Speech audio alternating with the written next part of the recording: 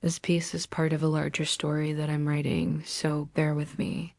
In a realm long forgotten by men, nestled between emerald mountains and veiled mists, there lay the hidden valley of Velandar. Ancient and untouched by time, it whispered legends into the breeze and carried secrets along the sapphire waters of the river Glarel. The trees here were titans, their roots older than empires, their leaves murmuring the truths of ages past. And standing vigil on a moss-draped outcrop overlooking the sacred river was a lone figure, the last sentinel.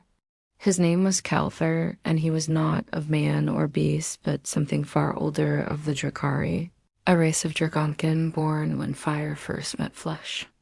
Covered in iridescent scales that shimmered between deep blue and forest green, he towered like a monument carved by nature itself. Upon his back he bore a black mantle of feathers gifted by the sky ravens of the north. His eyes were sharp, primal, aglow with an ember-like wisdom, and in his clawed hand he held the blade of Veritas, a sword forged from starlight and sorrow. Kelthar had stood watch for centuries. He did not age as mortals did. Time passed through him like a breeze through the trees. He had no kingdom, no council, no crown, only purpose.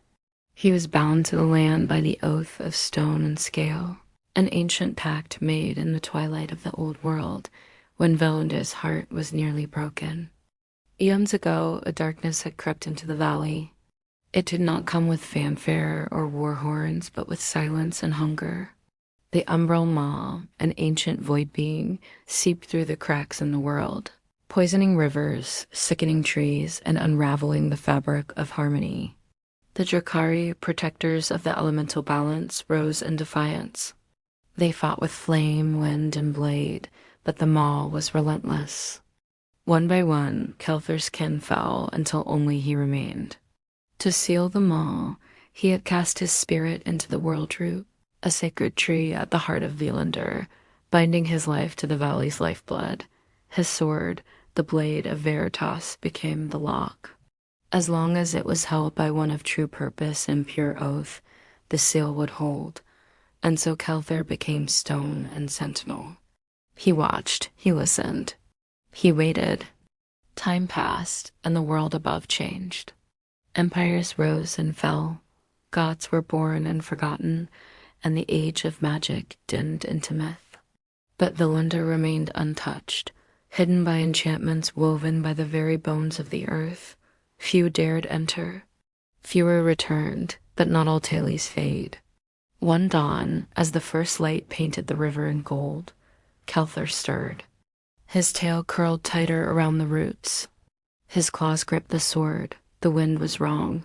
A ripple in the air. A disturbance in the water. He turned his gaze eastward, where a strange shimmer flickered beyond the veil of the mist. Something was coming. Not darkness, but not light either. Something in between. A traveler.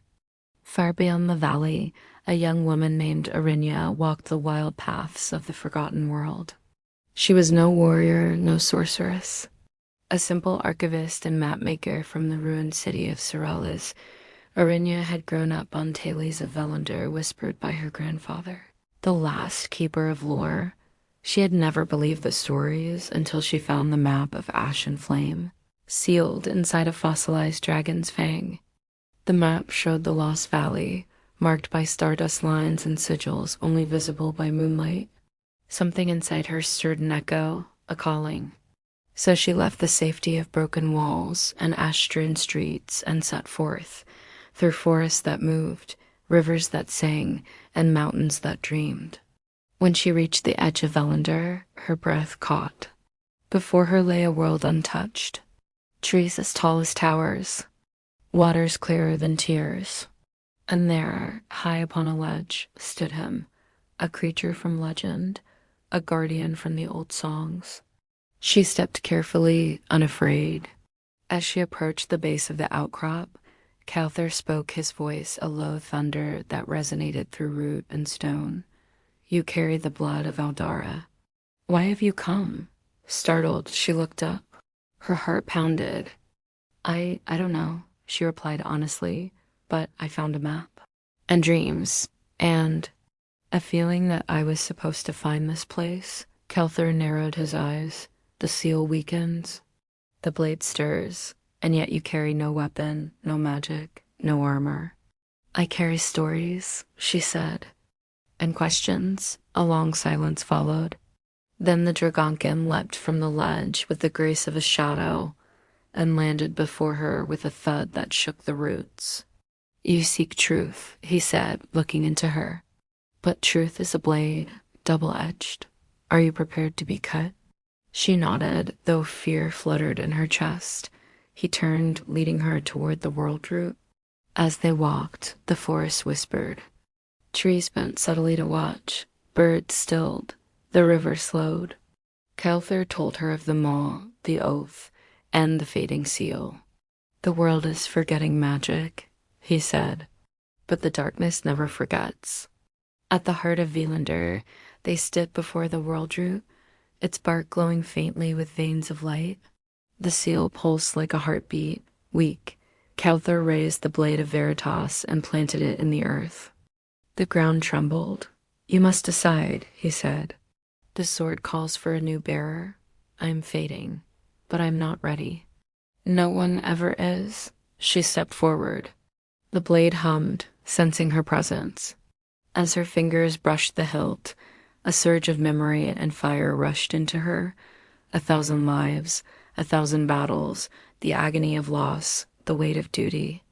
She saw Kelthur's soul scarred but whole.